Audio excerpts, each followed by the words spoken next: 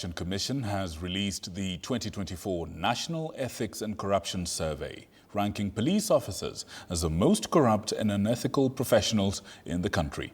The survey, released on Tuesday, revealed that corruption remains one of the biggest vices plaguing the Kenyan employment sector. Kenyans reportedly encounter unethical practices most frequently in the Ministry of Interior, which topped the list of public institutions associated with corruption.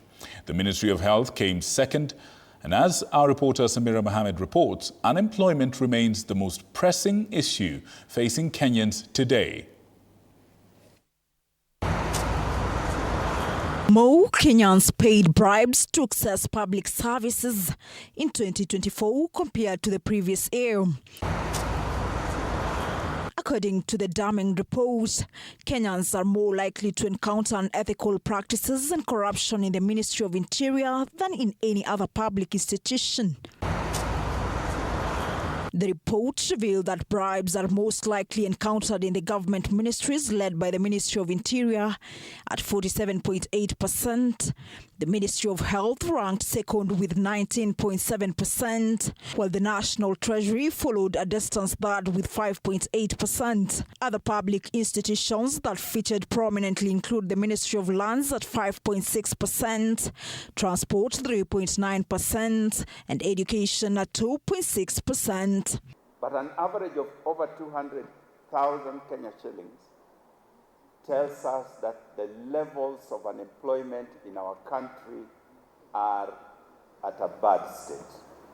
When people are willing to pay that kind of... And for the counties listed with the highest average bribe amounts included Uasin Gishu County with an average of 25,800 shillings, Baringo County at more than 16,000 shillings, Embu at more than 12,800 shillings, Homa Bay and Bomet counties.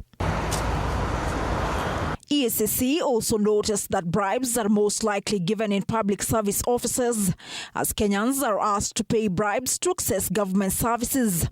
Accessing a placement in the Teachers Service Commission was found to have the highest likelihood of being asked for a bribe of at least 72,000 Kenya shillings, 100,000 Kenya shillings for the national government tenders, 40,000 shillings extorted from pensioners at the National Treasury, 200,000 shillings paid at the Kenya Wildlife Services, and 47,129 shillings demanded by NSSF service providers. A report that not only reveals that Kenyans are still grappling with high levels of bribery and unethical behavior in public institutions, but also exposes a worrying trend in which corruption is increasingly perceived as a necessary evil in accessing public services.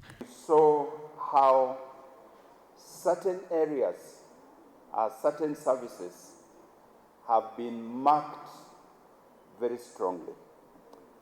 Employment and the seeking of employment.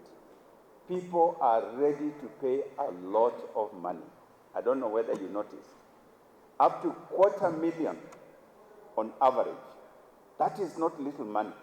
For a person who is seeking employment, willing to pay up to 250,000 so that they can secure that position.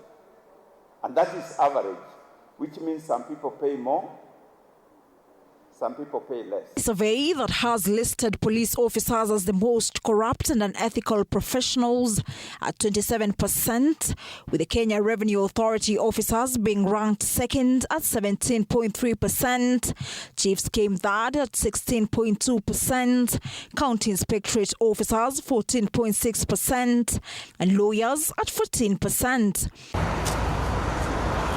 Despite the widespread experience with bribery, a staggering 97.2% of victims did not report the incident, with only 2.8% filing complaints with authorities, as many citizens feel trapped in a cycle of extortion and fear victimization if they speak up.